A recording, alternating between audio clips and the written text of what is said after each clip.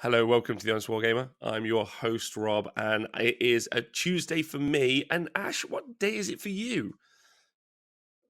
Technically still Tuesday for now. Yep. All right, perfect, close enough. I'm being joined by Ash. He'll let you know where he's from in a minute, and we're going to be doing a faction reaction to Nighthaunt. I'm very excited to talk to this guy, especially as I saw him win an event last year with what is now a ludicrously overcosted Purple Sun. Um, and Yeah, I can't believe that they only brought it down halfway. Hey. just doesn't seem right, does it? But Yeah. I'm really happy to have you on the show. Thank you very much for doing this. You're a gent. Pleasure to be here. Let's kick it off. I just want to say thank you to everyone on Patreon and Twitch. Obviously, you guys are wonderful, and you help me be able to do all of this. So, Ash, just want to tell us a little bit about yourself before we get started. Who are you? Where you're from? And how long you've been playing Warhammer?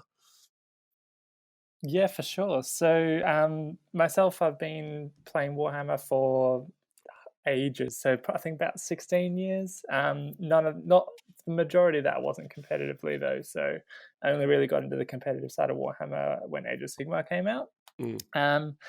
Yeah, so myself, from Sydney. We meet up with a bunch of the guys from Clan Filth here in Sydney. Clan Filth is kind of a little bit of a nod to the fact that we don't really take the filthy lists, hence Purple Sun. One of my mates plays Four Sharks, so we've got that sort of fun-loving attitude to the game, which is always good.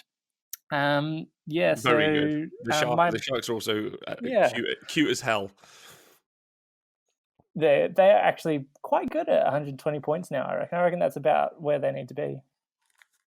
Okay, all right. Well, we could talk about that later. Definitely. Sorry, I interrupted you. Carry on. No, that's all right. Yeah. So aside from playing Age of Sigmar, I've been playing like back and forth on a couple of different games. But yeah, since starting Age of Sigmar, pretty much since it started, I was hitting the ground running, playing all the narrative side of it and practicing with some of those scenarios that didn't really make sense. You didn't really have a balanced army. But then, yeah, moving that through to the General's Handbook, got stuck in with the first CanCon 3 years ago now it was. And that was with my Iron Jaws. And since then, I've done an army a year for the last 4 years it is now. So Iron Jaws was the first year. Then moving into the second year, I did Tzeentch when that came out and was the new hotness. And then like this year, I've been playing Nighthaunt, and the plan is for next year to run the Devoted of Sigmar. So The Devoted of Sigmar. Wow, you really yeah.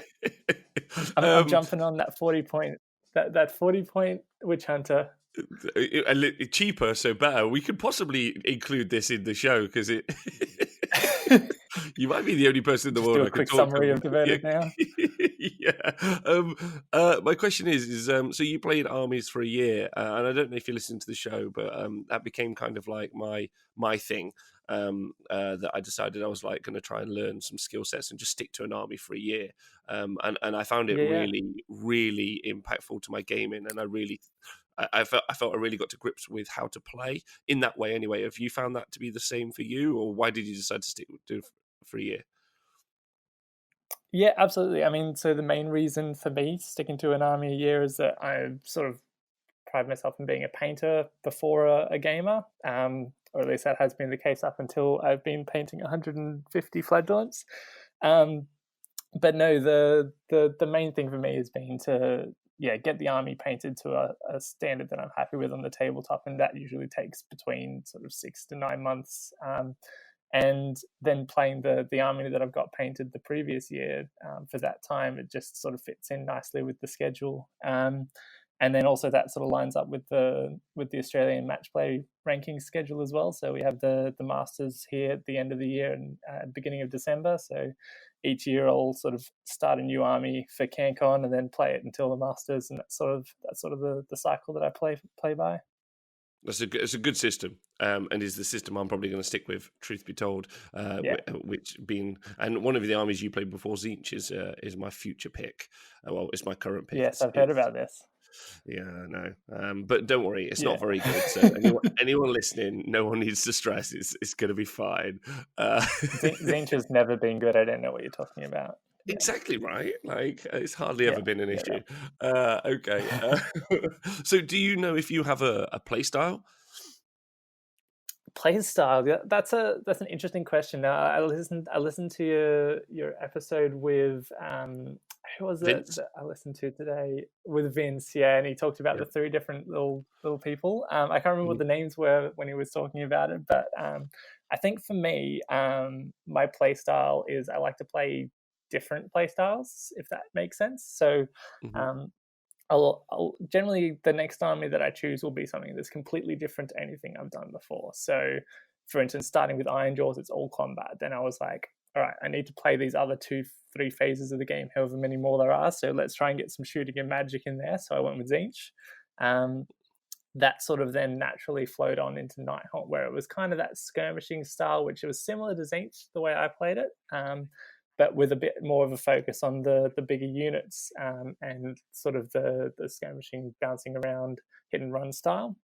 And then this next year is going to be trying out the full-on horde with the devoted 150 models and seeing if I can finish any games. so, but quickly before we get on to Nighthorn and ask you about your experiences, very quickly, just a TLDR, how do you think Devoted Sigmar will do as they currently stand in this General's Handbook? How do I think they'll do as they stand currently? Yeah. Under the tutelage of a experienced general of 4 years, I'm hoping 3-2. But that's because Okay. my mate Simon over there in the UK has won 2-3 so far. So if I can beat that, that'd be great. Yeah, absolutely. A big shout out to Simon. We'll Just get got to him on beat the to see if stats, he right? exactly all day long. All right. So so your experience? Obviously, you've been playing Nighthaunt for the past year. What's your Yeah. experience with them, and then also how do you think they play? Because you've won some stuff with them, right? Yeah, so I've taken my Nighthaunt to events since CanCon this year. I played a couple of 1,000 point events last year, which obviously don't count. Um, but yeah, I'm moving sure some people into think they do. maybe in this handbook, maybe. Um, but yeah, moving into the proper 2,000 point match play, I've played it since CanCon. So CanCon, I came 14th out of what 196 players, which was quite the Hmm. achievement, going 5-1. That last General's And I was Handbook's biggest event. yeah, yeah. Less crazy to think about as the Uh, last General's Handbook. It still feels like it's just now, but yeah. So yeah. that one, and then moving on from there, played at a couple of local events, which were 1 days, but getting loads of practice in with it through that, and learning really the play style of the army, and then took it to the Anzac Cup back in I want to say April or maybe May, and yeah, that no, I want to say Anzac. That'd be April. Yeah, that makes sense. Um, and then yeah, so I ended up pulling out the 5-0 for that one and pulled out the victory. So yeah, sort of got a bit of understanding of how the army plays and a couple of the tricks and techniques that you can play around with it. And it's not what people would Also, usually think with death. uh, okay, well, that's interesting. So how does the army play? Yeah, so it's a little bit odd because people see the horde bonuses, particularly things like Grimghast Reapers and even Bleedgeist Revenants, looking at like God forbid Dread Scythe Harridans.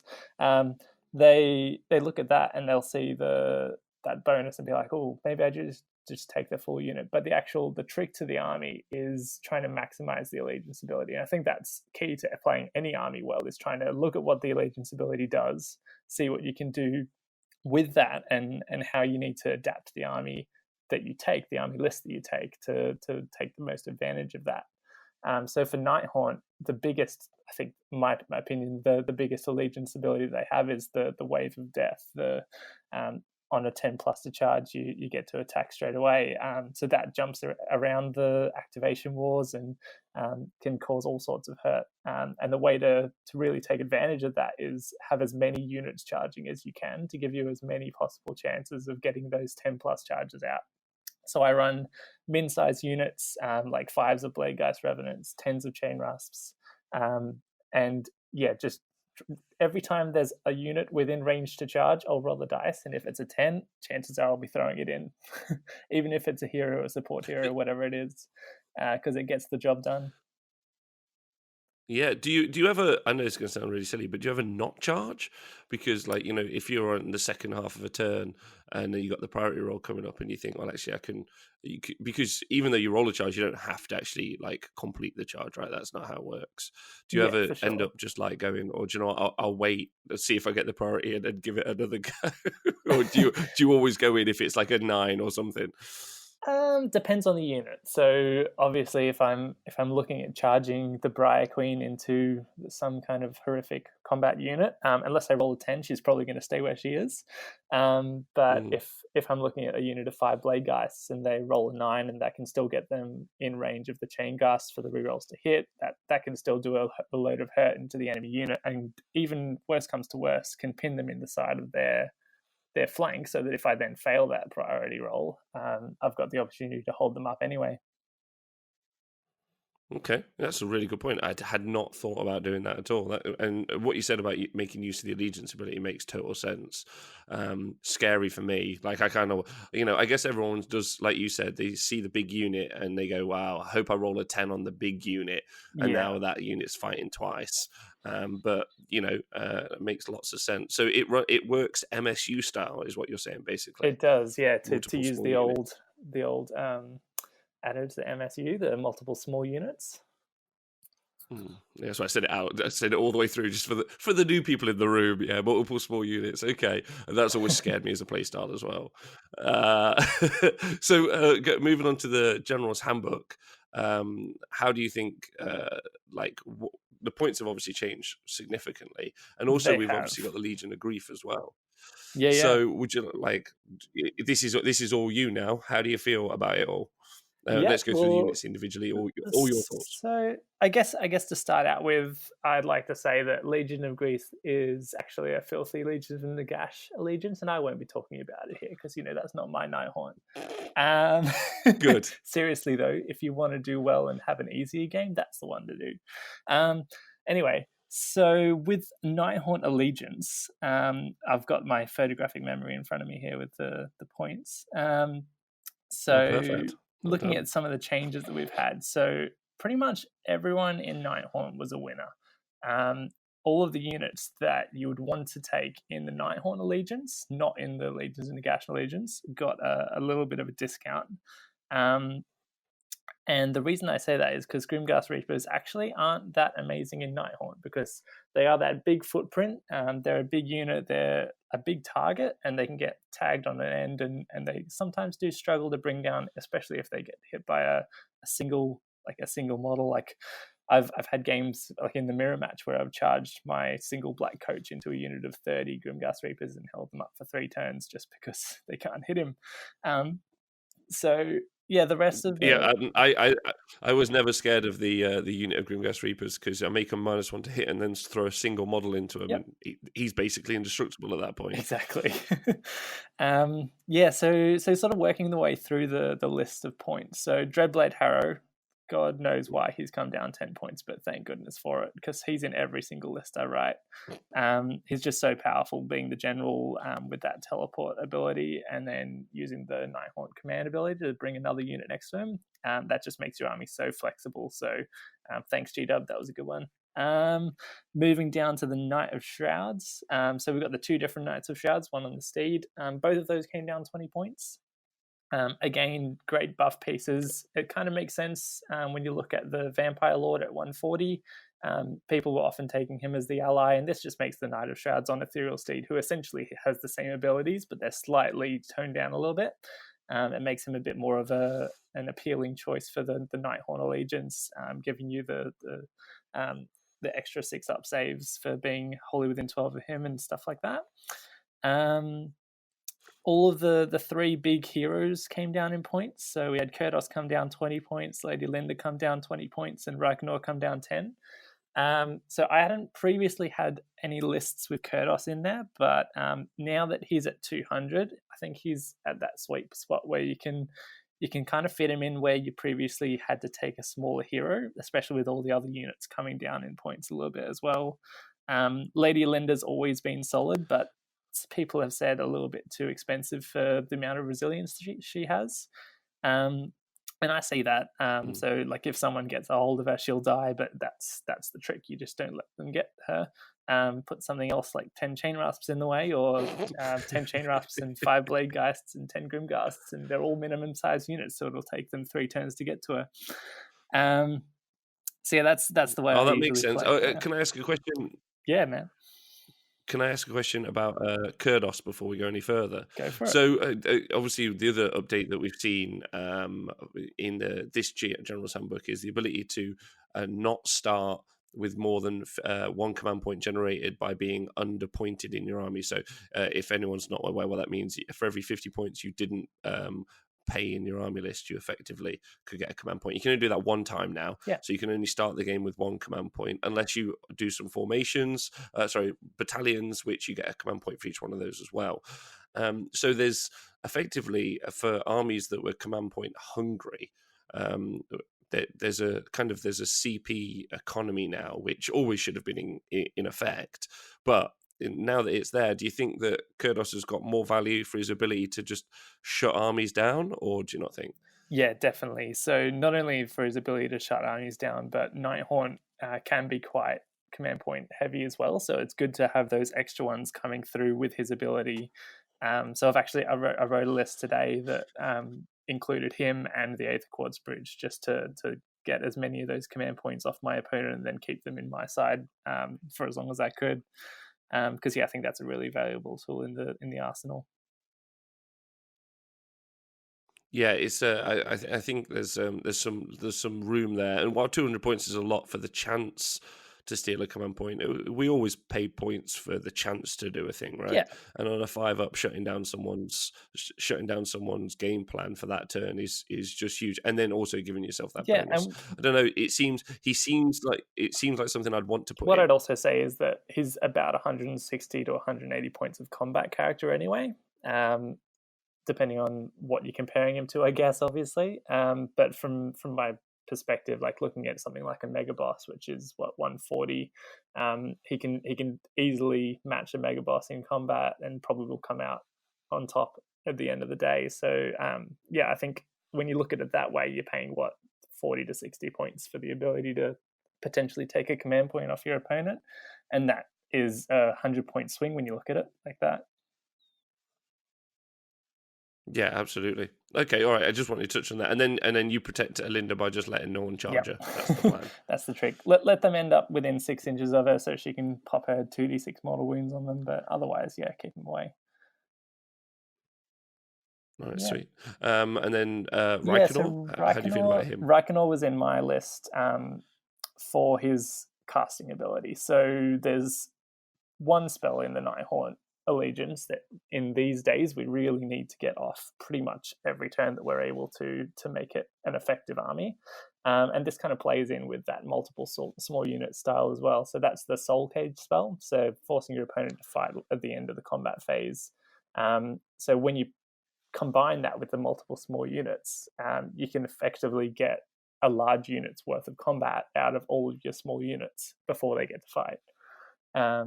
So using him to make sure that spell goes off on a 5 if he hits an enemy unit with the +1 to cast, or if he hits himself to make sure it happens on a 3, I think it comes down to. So it makes him really, really reliable to get that one off. Good. All right, sweet. Please continue. So the other thing I used to use him for was, of course, for getting that purple sun on the board, which it just scares the bejesus out of people. And we'll definitely be seeing more of those on the table these days as well. So I'm looking forward to seeing some more of those. So you're one of the only people to run. You're one of the only people to run that that I saw anyway, at least with some success. Speak to us about how you would use Purple Sun for people who are picking it up now and using it. So people that come from sort of the 40k side will know the term distraction kind effects. a lot of Age of Sigmar people will think of things like the Star Drake that sits in the middle of the board and just says, "You're not taking me off the table." The Purple Sun does that, but he's also got a effective 18-inch bubble around him that your opponent is going to try and avoid with anything that they're really concerned about losing. So that's heroes, because just that chance of rolling a 6 to pop one off can be game-changing. And it's also like there's the big units of things like Blood Sisters, anything with 2 wounds or 3 wounds. Evocators hate this guy so much. There's a lot of good targets for him out there in the competitive scene at the moment. And I think the way to play him is throw him in the middle when you're up against the chance at a double, and just hope that he doesn't kill your guys when he comes back. Yeah, I think it really does depend on what army you're running and whether or not you think there's a cost benefit for it, whether or not he returns to your own lines. But I've said this quite often about not Purple Sun, endless spells generally, especially Geminids. People would always be like, "Oh yeah, but it's going to hit you," and I'm like, "Why are you near it? Like maybe like 3 turns down the line, you can't predict it and it's going to go badly. But the first couple of turns, you can be in a place where you want to be, I guess." Well, that's how I feel anyway. For sure. Yeah. But then after priority rolls and 2 turns, if stuff's still on the board, we're all in danger at that stage. It does get out of hand, I understand. But and then things like the objective becomes the bait there, and you have to go forwards and stand next to your Purple Sun anyway. So yeah, it gets a bit concerning. But then that's why as well, I guess the multiple small units, you don't feel the effect as much because you may be rolling 5 dice for a unit of Blade Geists or maximum 10 dice for a unit of Chain Rasps. And even if you lose 1 or 2, you've got some healing there to bring them back. So you're not too concerned about that. It's just really, you really don't want it to hit Olinda or Reikenor himself because that hurts. It really hurts. Yeah, okay, yeah, no, I agree. Yeah. But you want it to hit all of their characters, that's what you want. And like you said, it creates a threat range. Hags. Yes. It does create a threat range that people are just like, oh no, what am I going to do? That's a good point, actually. All right. Well, I'm looking forward to using anyway. 50 points of madness running around on the tabletop. Yeah. What else is sweet inside that book? All right. So moving down the list, the Black Coach is the next one. Now, I would probably argue that he's probably still about 20 points too expensive, but he's another great distraction kind of X. And the other thing that he does is moves super quickly and can pin a shooting unit in combat really effectively. So if you combine this guy's movement, which is 14, with the Pendant of the Fellwind for +3, so that's movement 17. If he gets 2 upgrades, he can run and charge. So you can make that 23-inch movement and then a charge. And I find that this guy's great for hunting units of 5 Judicators, units of Heart Renders, or other Harpies once they're on the table. Anything that's a 5-man to 10-man unit, he'll generally come out on top in that combat. Yeah, that's amazing. Okay, all right, I see what you're saying. Good. Okay. Yeah. Very good. He's also good for bringing some models back into the units nearby him. So that's another useful tool. And people underestimate him because they've heard that he's not very good, so they don't expect it. I really like the pendant. I like the pendant as an item. That's sweet. I think it's the most powerful item in the book. I think adding some movement on the whole army is so powerful. Yeah, it's what we said in our review, and I've yet to see it used apart from by you. So good, solid choice. I keep telling people to do it, and I just keep telling them. I'll tell them every day.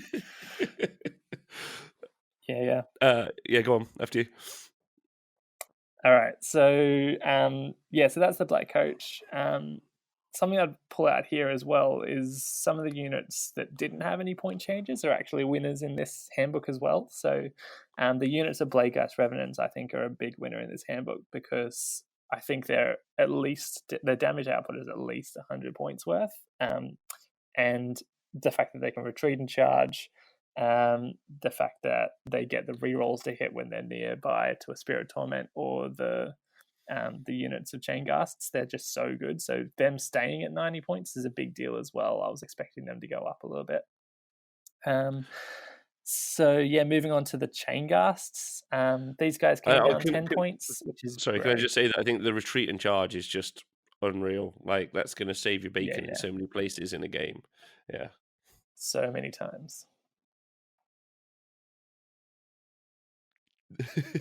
we've got a teeny bit of a delay between the pair of us, I'm pretty certain. So Sorry, both I've of got us. the cannon string pulled out as tight as I can, but it's just not quite reaching far enough to make it over your side of the world. Don't worry, we were both then like, who's going to talk? There we go. That's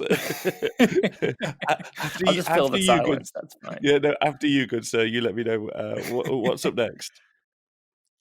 All right, so yeah, so Chaincasts come down 10 points. They're a great pick. So they pair in really well the Bladegeist Revenants, and even on their own, if they get a 10 plus charge in, they have the potential to really mince a horde of models, or to mince a hero that's standing next to a horde of models.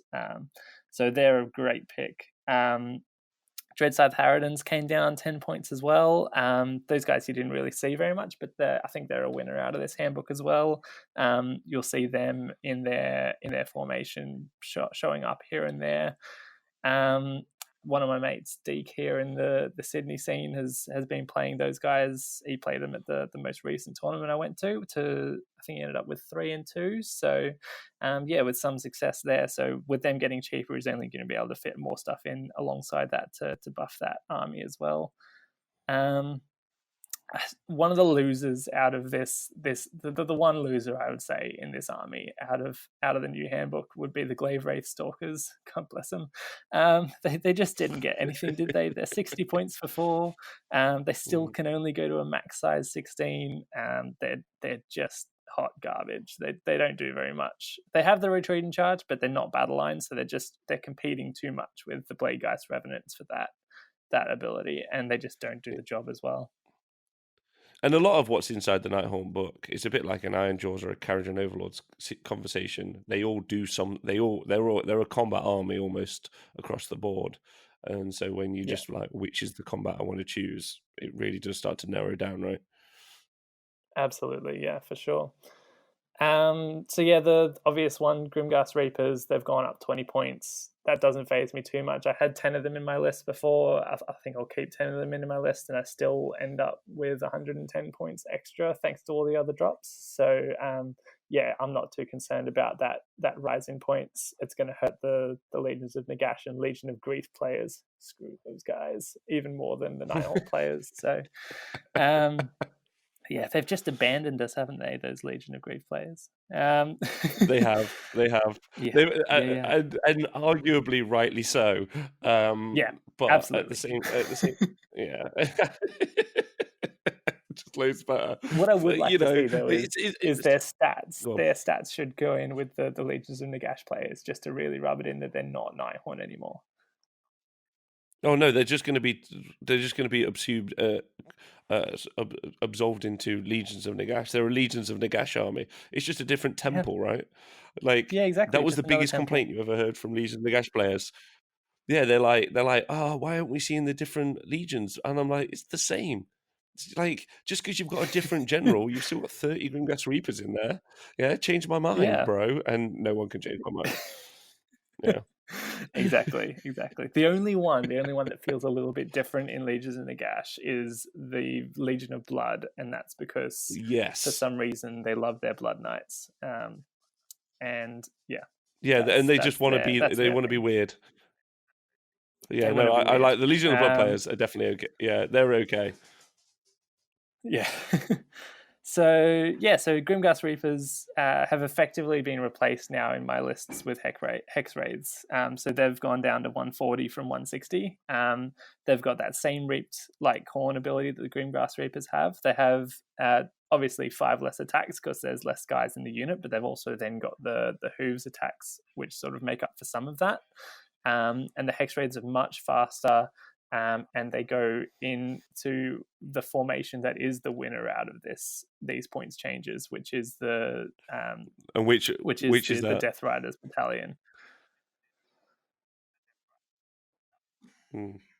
Yeah, really, the Death Riders is solid. And actually, interesting note is both me and Tom from Warhammer Weekly were having an entire Death Riders conversation during the middle of one of our doubles games at Adepticon. So yeah, I'm a huge fan. Do you want to tell us what it does? Yeah, so the Death Riders Battalion is made up of 2 units of Hex Wraiths, one of the Dreadblade Harrows, and the Black Coach. So that formation, for its points itself, it didn't get a reduction, but your minimum size battalion is now 70 points cheaper, which is insane. So that's a big deal. And essentially what it means is you can fit it in as well as another formation. So I've got it and a Shroud Guard in a list, which I think is going to do wonders. But yeah, the formation itself, what it does is it changes that 10 plus charge where you do the automatic activation, goes into a 9 plus charge, and you get +1 to charge. So you're getting that extra activation off an extra 1 in 3 times, which is, I guess that's not quite maths, but never mind. That's close enough. Essentially, it does seem close enough. Yeah, I'll take that. Yeah, so you get it off a lot more because you've got more chances of rolling 9s obviously than 10s, and there's maths there that someone will do. But I think it's good. I agree. No, I think it's pretty solid, especially as as you said. I guess it's a bonus, right? Yeah. Like it's whether or not you think it's necessary to win the game. I don't know. For me personally, I think it's really, really, really good, especially as you can really double up on things like Hex Wraiths and how many attacks they have, and then make them pile in attack twice. You can do a bunch of interesting things. Take them with the Knight of Shrouds on Ethereal Steed to give them 6 attacks each, and they go crazy. Yeah, they do. They do. And then they do. So did we? Yeah. Sorry, carry on after you. I just got excited then. That's okay. I'm excited about Hex Wraiths now as well. That's okay. Even though the models are slightly older, they still hold up, I think, and they fit in with the Nighthaunt range well. So I might be painting up some of them for the next army I make. So yeah, I guess the last unit that we've seen with a points change is the Murmon Banshees. So they're still 4 to 12, so same unit sizes there, but they've just come down 10 points, and they've lost their Horde bonus. So instead of being 80 points for 4 and then 210 for 12, they're just 70 points for 4. So it's still 210 for 12, but it just makes a bit more sense going those smaller units now, which is how I would like to play them if I do them. Because I think getting more unbinds at an extra +1 to unbind is better than having 1 unbind at +3 to unbind. It's just my opinion.